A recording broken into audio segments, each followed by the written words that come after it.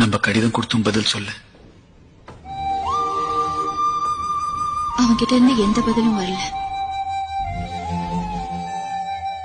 படிச்சிருக்க மாட்டாளோ? நான் தான் தப்பா புரிஞ்சுக்கிட்டேன். கண்டிப்பா படிச்சிருப்பா.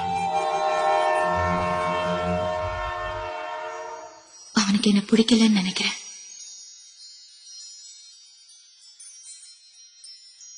அவன் உனக்காக தான் வரா, உன்னதான் பாக்குறா, உனக்காக தான் எல்லாம் செய்யறான். நீ